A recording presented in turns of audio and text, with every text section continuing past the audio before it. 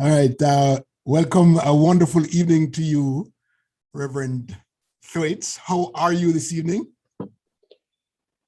Thanks for the invitation. I'm very well, thank you. Jamaica is warm and it's cool and calm up here in the Blue Mountains where I live. And it's a quiet night, and it's been hazy for the past week or so. I think we're getting our quotient of the Sahara dust, but tonight it's surprisingly clear. So that's wonderful. I know that, I noticed probably a year or so ago that you've taken a step back from your political career that's been there for a long time. What are you doing these days? What a question. I've retired from representational politics. Okay. 4 terms in Parliament is quite enough. I recommend the same restraint to others. I remain an executive member of the People's National Party and participate in whatever ways. My ideological position is often to the left of the PNP, but they are kind enough to tolerate me. What am I doing? I have a law practice. My practice is to assist persons who live on land which is not theirs to secure a title, not by capture, but by legal means.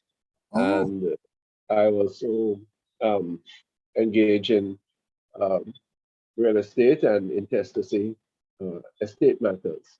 I am the national coordinator for 120 schools owned and operated by the Roman Catholic Church, of which I'm a minister. And I'm the principal of St. Michael's College at the University of the West Indies. I should have asked you, what are you not? It's a wonderful opportunity to have you here. I know we've had several discussions before. We've never had this kind of sit down, in the past. But this evening, I'm looking forward to a wonderful sit down with you. We have a lot of things to talk about, ladies and gentlemen. This is Reverend Ronald Ronny Thwaithes. You love to call him Ronny Thwaithes, from the public eye back in the 70s and early 80s. And by the way, he's back on public eye on the bridge, right? That's correct.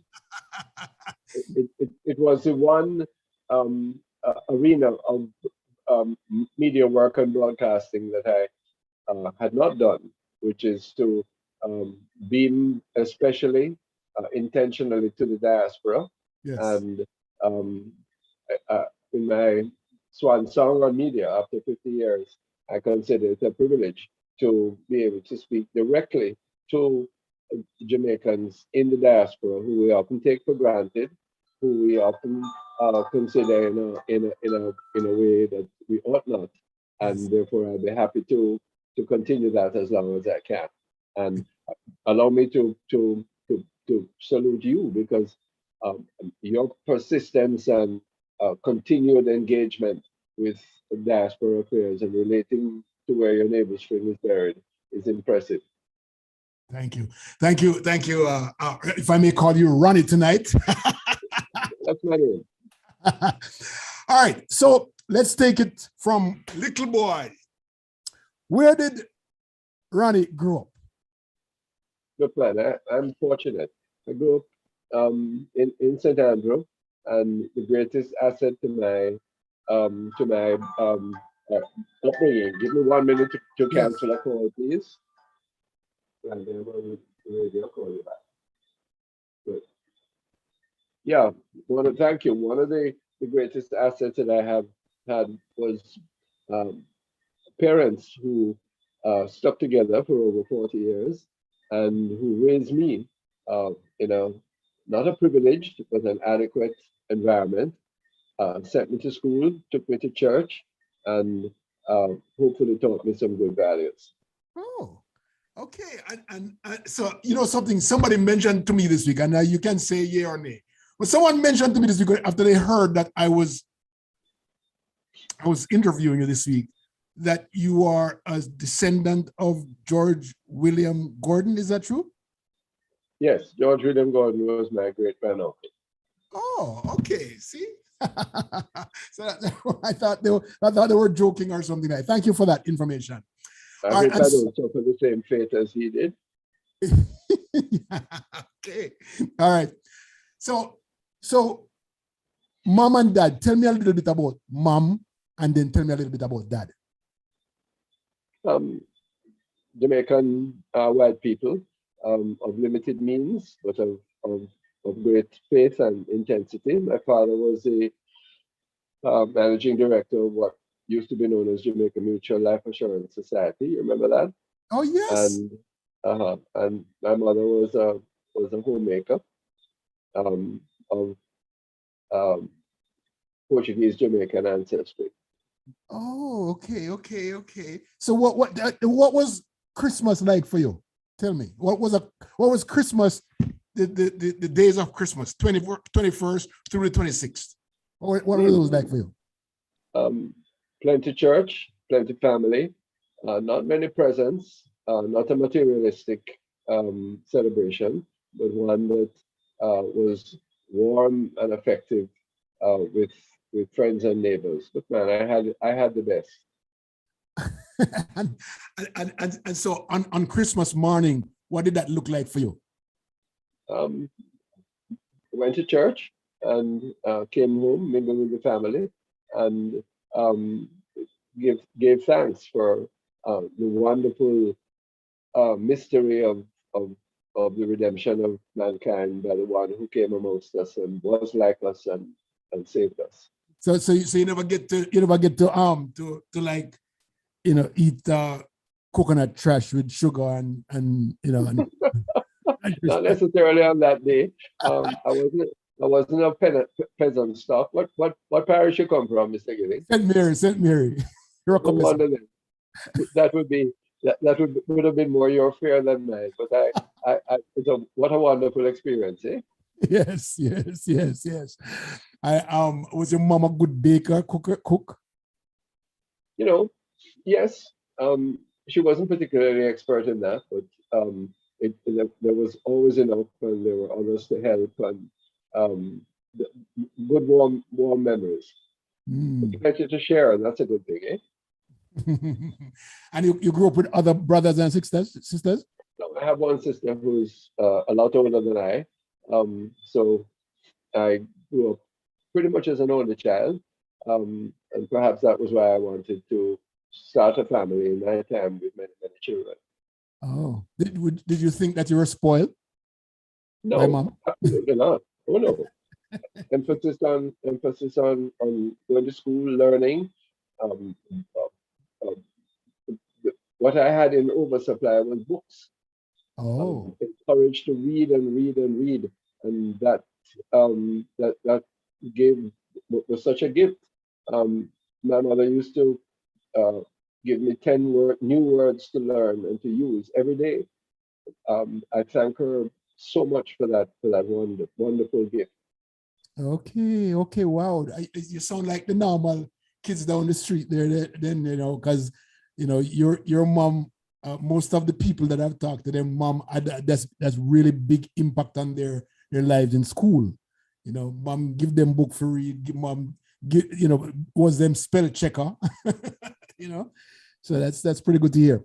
It's important to note in Jamaica, someone of my complexion and of a middle class orientation, we're very privileged. We therefore have dues to pay, and it was very important within the tradition of, you mentioned George William Gordon, that if you have benefits, the only basis for being proud of that and grateful for that is to give it to others, share it with others. Excellent. And then which one, you went to a basic school and a primary school or infant school, or how did that school go for you early I went to a small prep school at Halfway Tree, but my real educational formation took place at the Great St. George's College, where for 7 years I was exposed to the Jesuit fathers, men who had come from abroad and given 30, 40 years of their life to the upbringing of Jamaican youth. I was in the first common entrance class. Oh, And again, very, very fortunate to have been exposed to people of principle, of, of good conscience, and tremendous intellectual ferment, you know.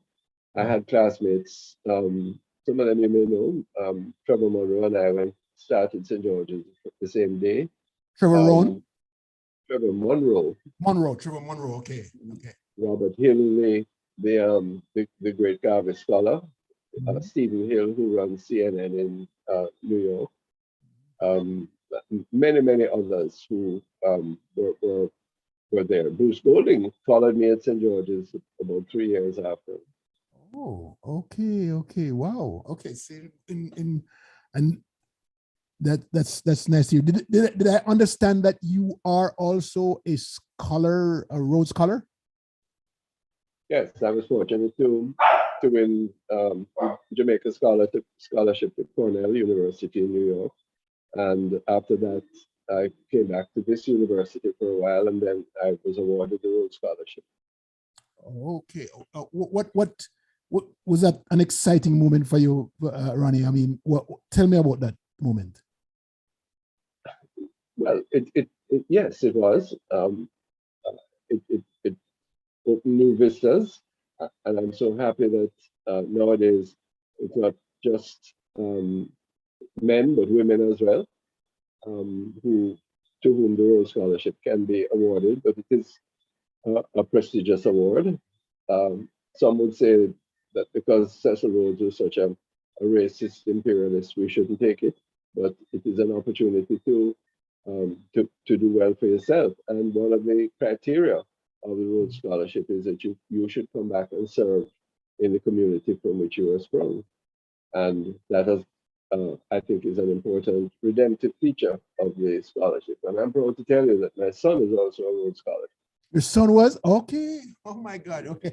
Um, I have not heard that term in a long time. Are we still getting people out of Jamaica who are Rhodes Scholars? I mean, when Yeah, Cecil Rhodes's will um, prescribed that there should be an annual scholarship to Jamaica. There's one also for the rest of the Caribbean and for other parts of the what was then the British Empire. And now the Rhodes trustees have extended it to other parts of the world, the Near East, to China. Of course, the United States was always a part of it. So it's a much expanded and well, very well endowed opportunity for higher education. and you spent 4 years. No, I didn't. I spent only 2 years Oh, okay. in Oxford. Um, that was enough to achieve the qualifications that I saw. Okay. And then you finished up at UE, No, I was finished after I'd been to UWI before Oxford, or you went between there? Cornell and going to England. Okay, okay. Wow, wow. That's an unusual path for most of us, and it's really nice to know because I'm just finding these things out very recently by virtue of having you advertising the fact that I'm going to interview you. People are telling me these things and I didn't know.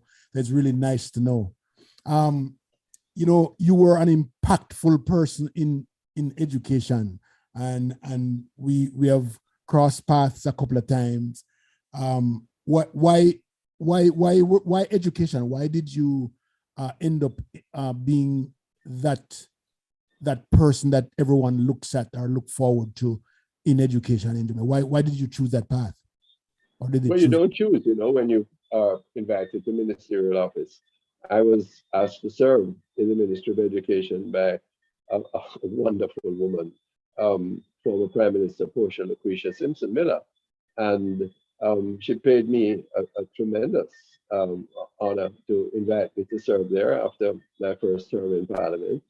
And I uh, think of her with gratitude.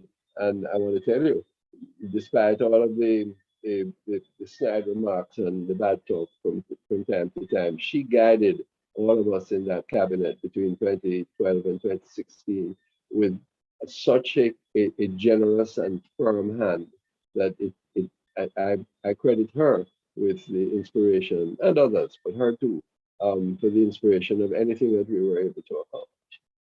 Hmm. And you spent a lot of years in radio in the early 70s. Was it JBC you were? You were at JBC? I began media work from when I was an undergraduate in Cornell. I ran a radio station. Can you imagine? I was a disc jockey. Oh my God. And you're a music guy? You're a music guy? You love your music? well, I was then, more so now. Teenager at the time, getting an opportunity and enjoying it. And then I became the editor of uh, the campus daily newspaper, a newspaper about the size of what the Jamaica Observer is now. So I cut my teeth there. And then when I came back, I was involved at JBC. And then interactive radio was just beginning. And the public eye was first moderated by the late John Maxwell. Perhaps you remember him, wonderful guy. Yes. And then Wilmot Perkins followed him. And when both of them imploded, I think they felt that they needed a lawyer to take over because maybe the libel suits wouldn't be as frequent. And so I began that in 1974, I think. But it's been 50 years for me in media this year. Wow. What was it? Tell me, what did you think that public eye did for Jamaica and Jamaicans, and why you think it's necessary to come back? Yeah, I tell you this. What some people disparage talk radio as being just letting off steam. It's much more than that. Yes.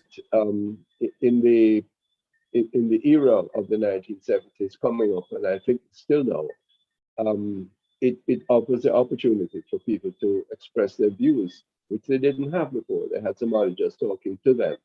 Yes. Interactive radio has been a great gift to democracy and to helping people to find their own identities, and very importantly, to get help when they needed it, to expose causes that were important. So that was its purpose, and it remains its purpose. Right.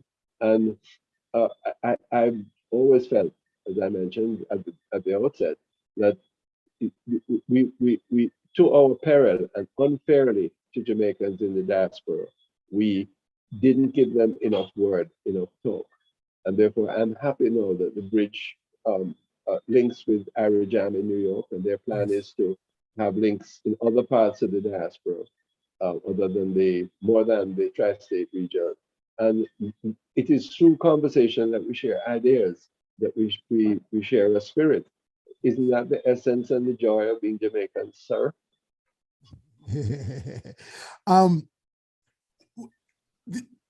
I remember listening to you one time while you were on Public Eye, and I can remember that you said you're gonna get off the phone and call the JPS. Were you doing those things for real? Yeah, man. You call the JPS and say so and so and so? Yes, and call the Prime Minister. Oh my God. So you would resolve people's problems? If we could.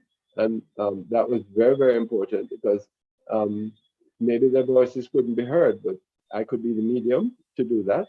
And not just me alone, it's a tradition that has become embedded now, and ubiquitous across the landscape of media. Remember, in those days, there was just JBC and RJR. Now there are close to 20 radio stations and probably more. And so it's very important. People, it can be used for banality and for prejudice and for discrimination and for foolishness.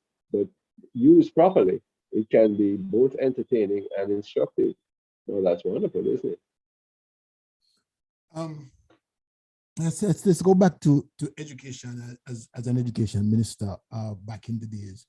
I wanna compare a little bit about what you did then and how would you be doing your work now if you were in office with this pandemic.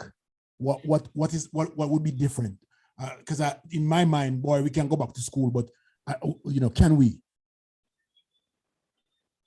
I'm going to say yes, but I want to say to introduce my detail with this. Today is a sad day for education in Jamaica.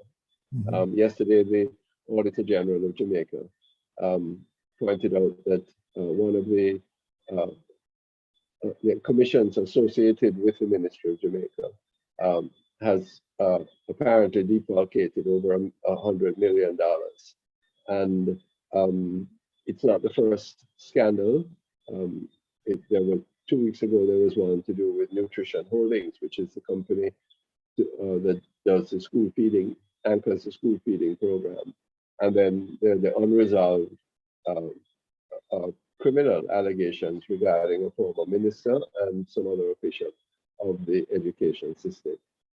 Mayor Gilling, you can't do that to education. Education is too precious for that. All corruption is to be condemned.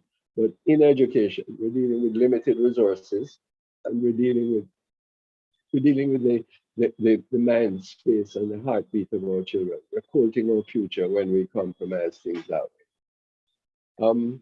Frankly, um, uh, uh, um, I have great respect and I must say sympathy now for the Minister of Education. I go to see her from time to time. I don't care about political difference when it comes to education. What I tried to do was some very basic things. One, um, we had unacceptably low levels of literacy and numeracy coming out of our primary schools, and um, I felt that was foundational. And so we introduced uh, programs that helped to improve and bring to acceptable levels the reading skills and the computation skills of our children.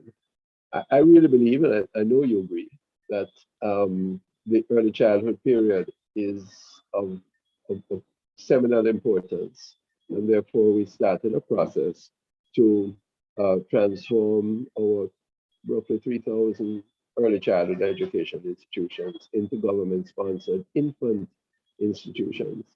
And we were able to accomplish a good portion of that before I left office. Another foundational thing, I'm a simple person, is that we know that over 30% of our children come to school hungry every day. And therefore, we ramped up the school feeding program considerably. And I'm glad to say that subsequent governments have tried to do that also. Another major area of our engagement was to reduce, I had hoped to eliminate the ship system in our primary and high schools. And we made good progress in that regard too. There are other things, but those are some major or some principal areas in which I was able to work. So you today. One second again, Okay, Leo. that's fine. Yeah, man.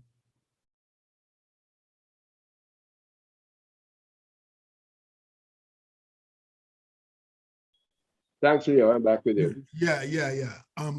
Our teachers are of concern to me, right? Because without them, our students aren't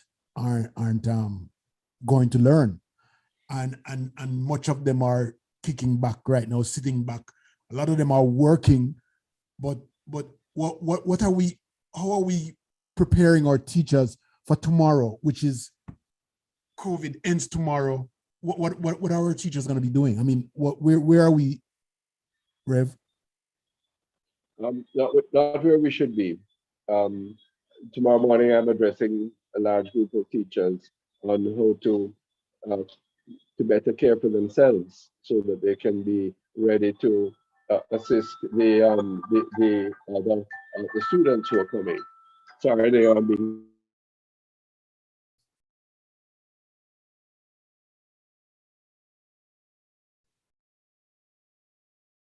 And thank you. And there are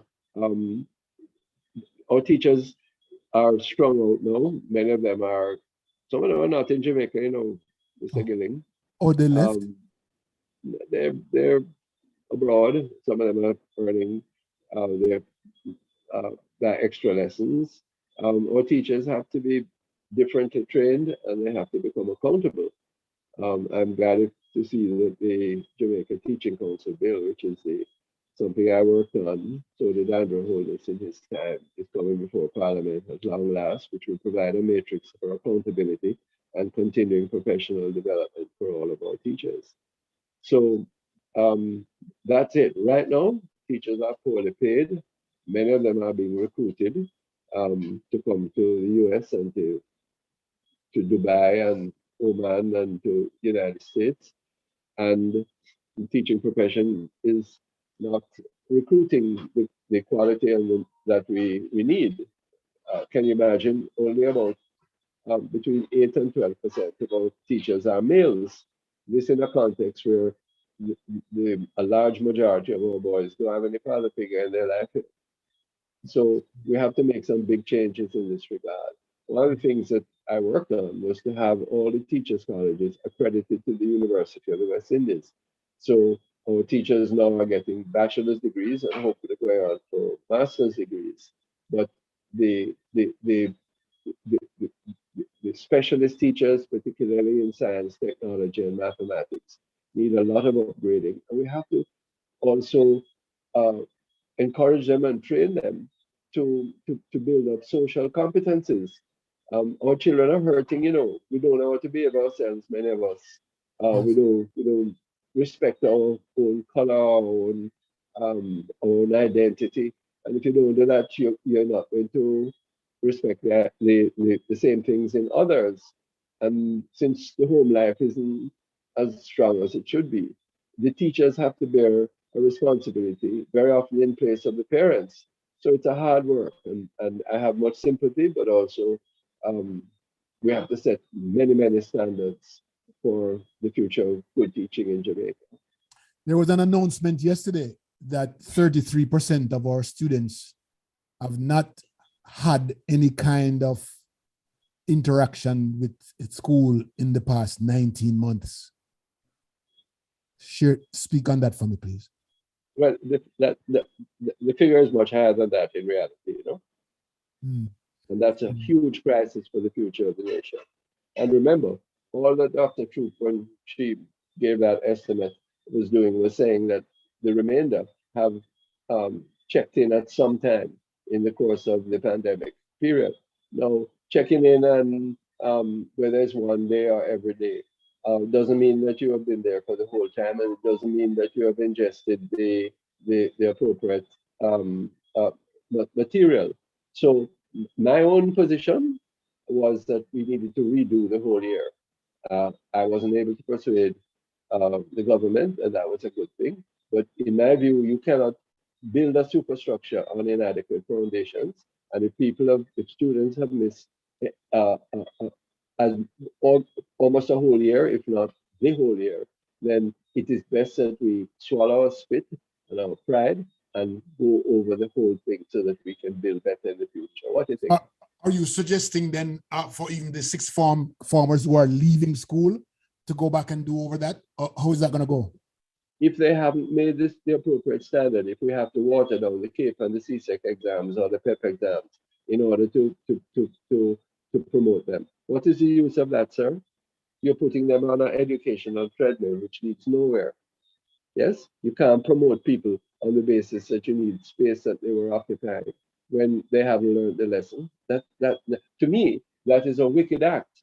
When you elevate a person to take on tasks, to learn certain things, when the foundation that they need in order to do that is obviously, palpably, demonstrably not there, how can that make sense?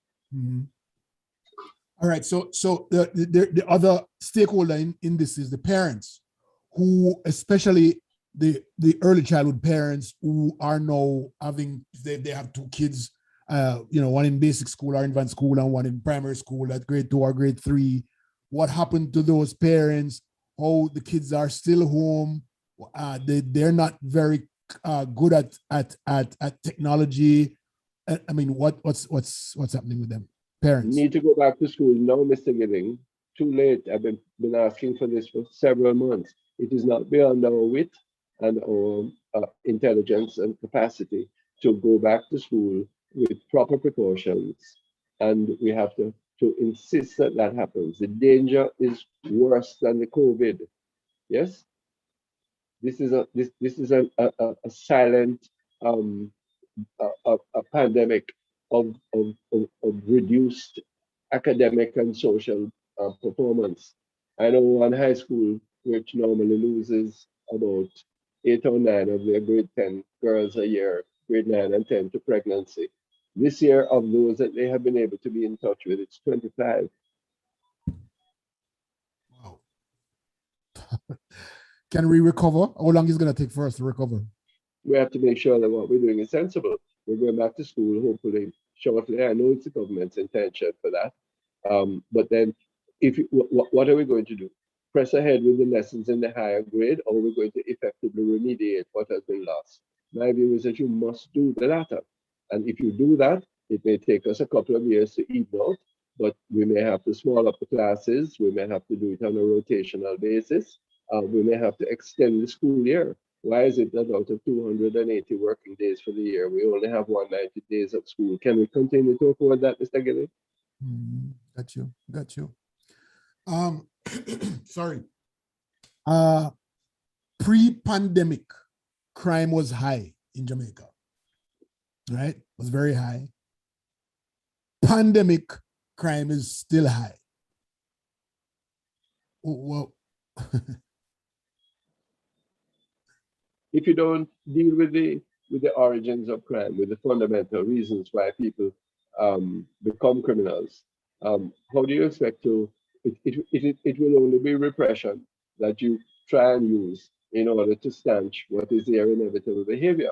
I'm excusing nobody, and I'm not positing that poverty is an excuse for crime or the only reason for it.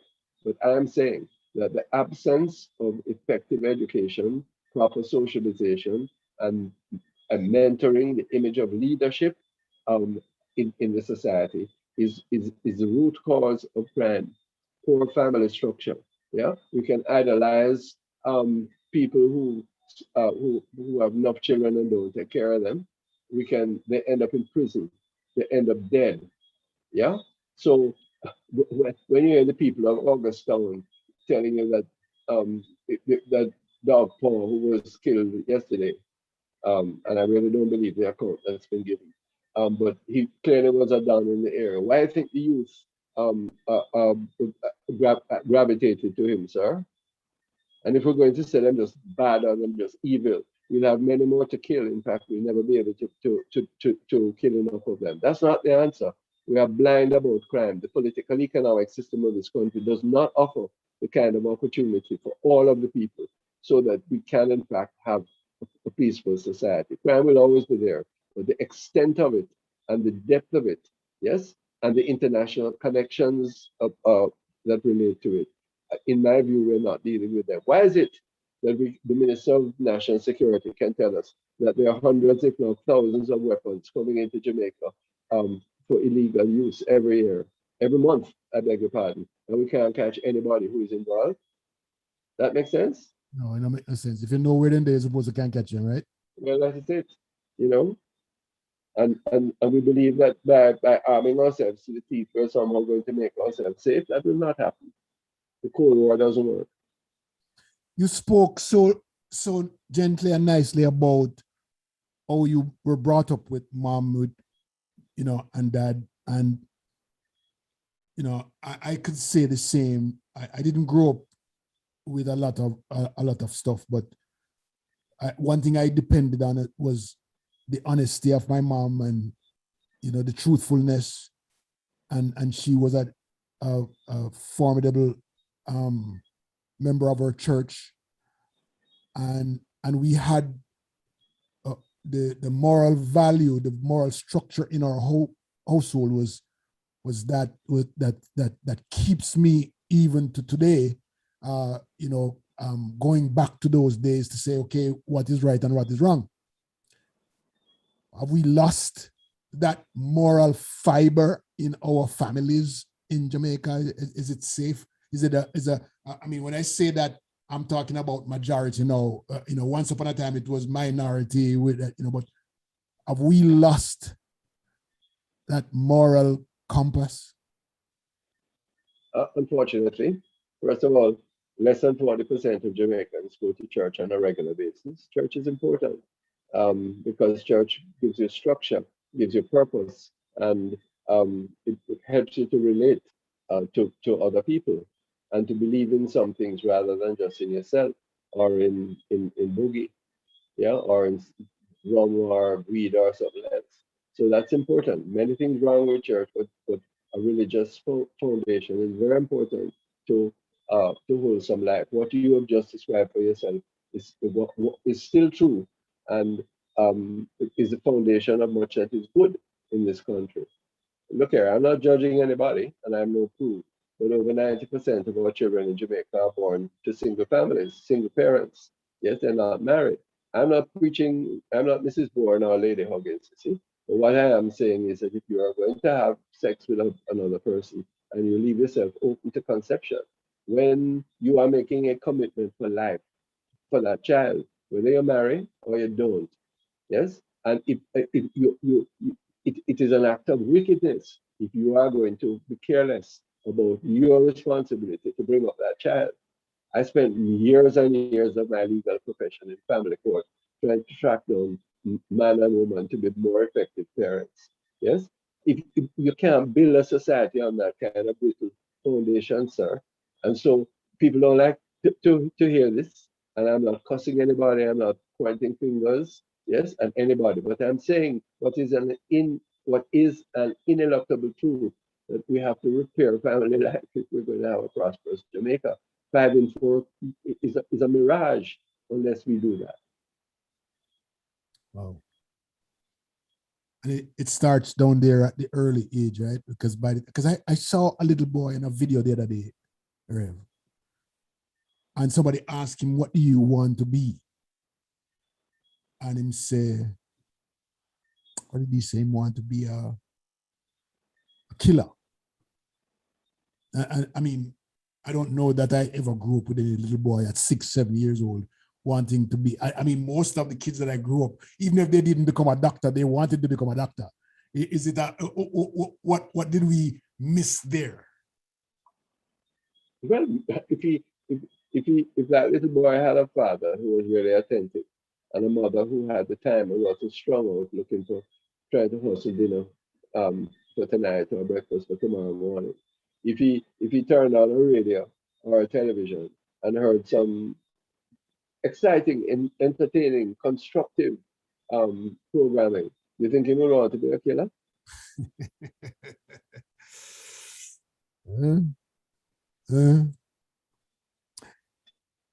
The society cries out for justice in a way, and I've had some experiences that our law enforcement is a part of the problem, is a big part of the problem. Are we talking about chicken and egg kind of a deal? Because we just talked about moral fiber and then the militarism or the militant approach of police officers. Do we need that kind of stuff?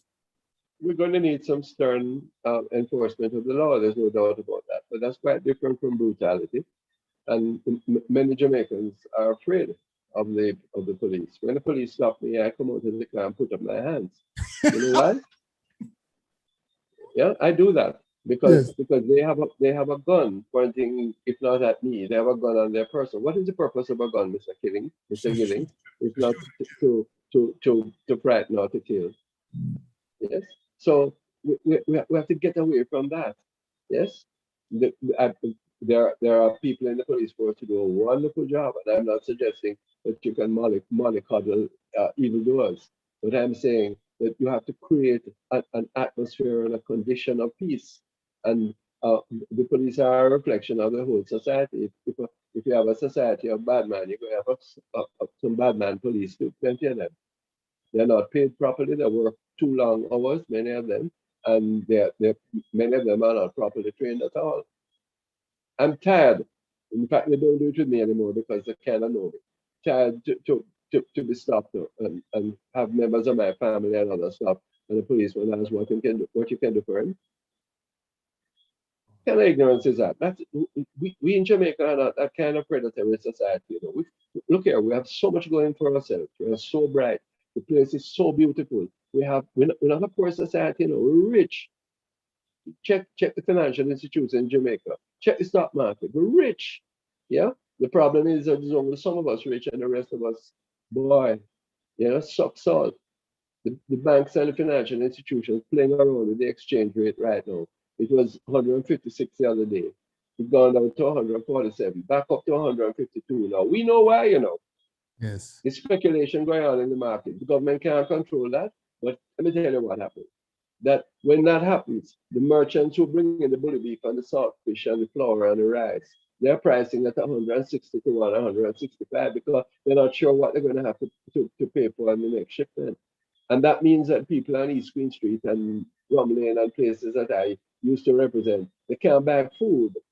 And when you can't buy food, when you're a man and you can't take care of your picnic, and your woman look for your way because you not bring nothing. Yes? Your man turned to all kind of stuff in it. 130,000 people have lost their job because of the pandemic in Jamaica. Thank God for Nigel Clark and his $10,000 care program. But $10,000 can't buy nothing in Jamaica no for more a week. We have to rethink this whole basis towards an ideal of justice, of reciprocity, of better opportunity. And when I say equality, I'm not speaking that everybody should get the same thing. I'm not a communist, but I am a socialist. And we have to do better for ourselves if we want to live good. Wow. And all right. So, you mentioned, the bridge is appealing to diaspora. Diaspora has now become on the forefront. And I remember back in our days, some people didn't even know the word diaspora. It wasn't on their tongue. Now it's a big deal. What is the expectation? What if I think about it, when we talk diaspora, many persons here can probably give.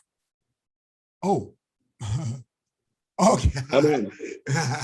So some people here can only give 2 hours a week towards something that's Jamaica. But then there are some people here who have the ability to spend a lot of money, but they're not spending it in Jamaica. What is the expectation, do you think, from Jamaica to the diaspora?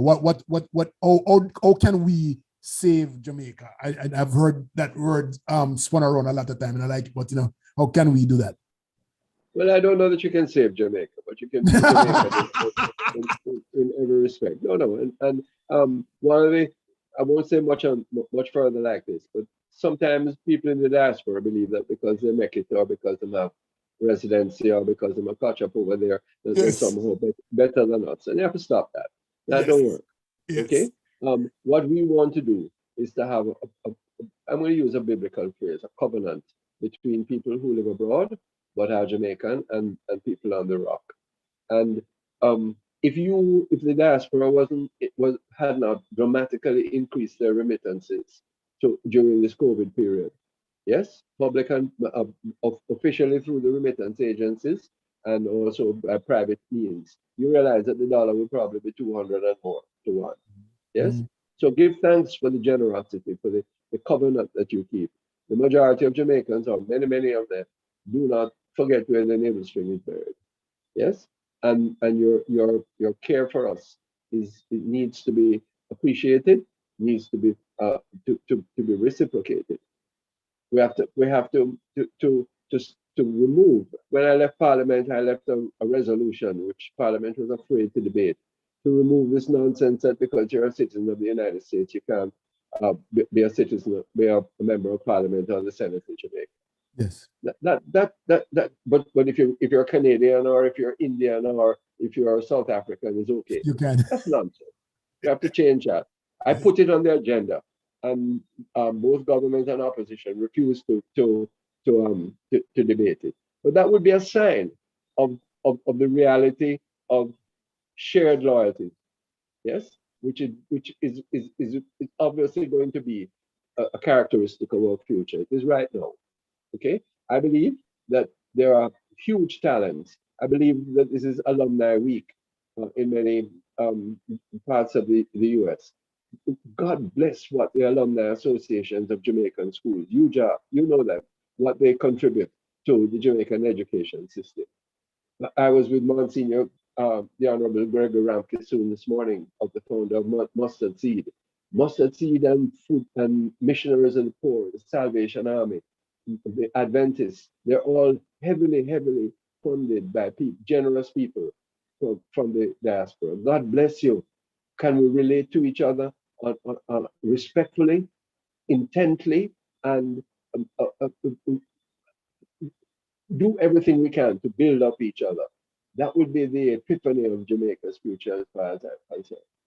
I want to get back to you for a few minutes, because a couple of years ago, you and I were in New York, and you were wearing an arm thing. You know, your arm was broken. I don't know if you remember that you fell down something somewhere. Tell us about your experience as a farmer, because most people don't know that you're a farmer, right? You're up in the Blue Mountain. Tell us about the farming. In the early 70s, my family and I have been engaged in farming Blue Mountain coffee, and it has had serious ups and downs. At my age, I can't do that or choose not to do that anymore. At the particular time, I was way up near Portland Gap, close to Blue Mountain Peak, and investigating a water supply. And the road collapsed under my weight, and I tumbled down, and yes, I broke my shoulder. Jamaica has some of the finest medical facilities, and I was healed, and thank God at 76 years old, I'm reasonably fit.